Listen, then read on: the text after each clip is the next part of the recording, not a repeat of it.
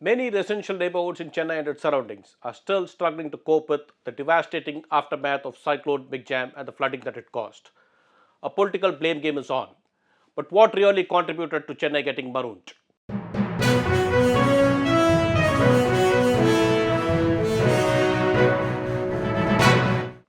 Vanakkam, this is T. Suresh Kumar, and thank you for joining me in this episode of the Hindu Focus Tamil Nadu. Facing severe criticism over the manner in which the government handled the flood situation, Chief Minister MK Stalin and the administrators reeled out rainfall statistics and scientific reasons to explain why Chennai went underwater. The opposition, led by the AIADMK, have mocked at the government's claim of having spent rupees 4,000 crore towards building flood resilient infrastructure in Chennai. Let's leave aside this political blame game for a while and instead look at factors other than the torrential rains that contributed to this situation where the Tamil Nadu capital resembled an island of sorts. One of the major contributing factors for this flooding has been a massive building plan violation as well as encroachment not just on land but also on water bodies.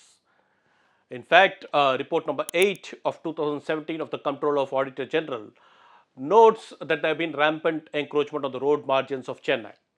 It said that on an average, there were 3.4 incidences of encroachment on a road length of about 1 kilometer that went largely unchecked because of inaction by the Chennai Corporation officials. In addition to this, about 49% of the encroachments totally have been on water bodies.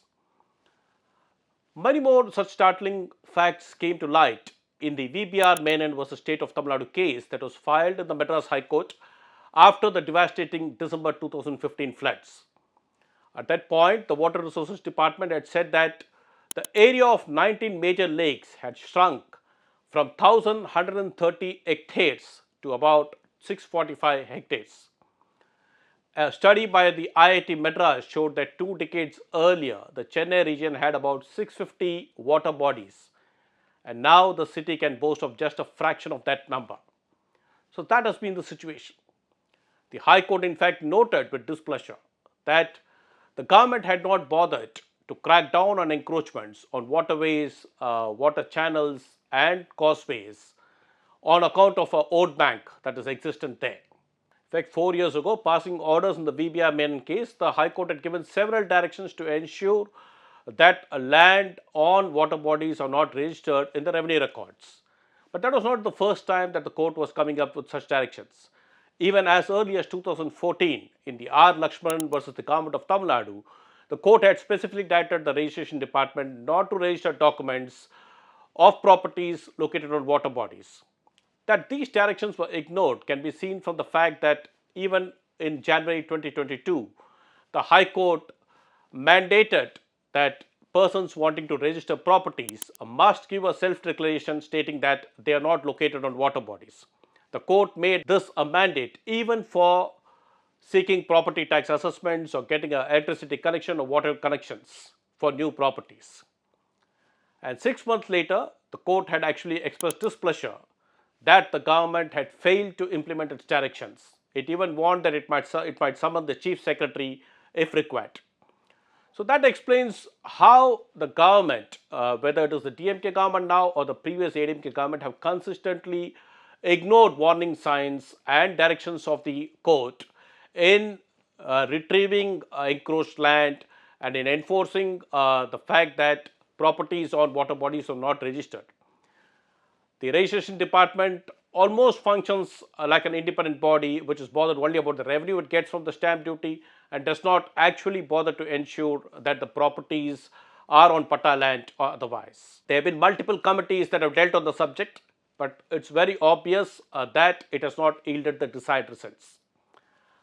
Another factor that has contributed to the current flooding is the indiscriminate dumping of non-biodegradable waste in water channels and stormwater drains. Predominantly, these comprise plastics and debris, building debris.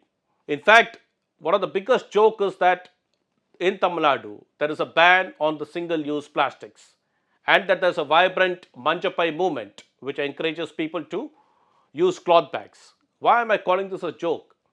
Today, you go across to any part of Chennai and it is not difficult to lay your hands on single-use plastic. The government has done very little to address this issue, except for a brief while when Edappadi Palaniswamy was Chief Minister. For a few months, the plastic ban was enforced in right earnest. Thereafter, any measure on enforcing a ban on single-use plastic has been merely a photo opportunity. It will certainly not be an exaggeration to say so. Another key factor that has contributed to the flooding is the manner in which our roads are laid. Every road, as per the High Court direction and as per guidelines issued by the Chief Secretary itself, says that roads have to be milled properly before they are relaid. But in reality, if you go across the neighborhoods, you will find that even houses that were constructed just 10 years ago at an elevation of about 5 feet from the road level have today gone 1 feet below the road level. The result of this is that whenever it rains, water just enters homes, causing much discomfort and loss of property to the people. It has been a big time political slogan for both the DMK and the AIADMK to say that there is commission, collection and corruption. But what the government needs to do is they cannot ignore the omissions. Omission to adhere to guidelines, to directions, to standards of road laying, to ensure that the plastic ban is enforced and to ensure that building plans are adhered to strictly. Unless the government looks at this holistically, the devastation that we saw now and in 2015 will repeat itself. Hopefully, the government comes up with a holistic exercise to ensure that such flooding does not occur in the future. I shall meet you in another video. Until then, this is D. Suresh Kumar signing off. Thank you.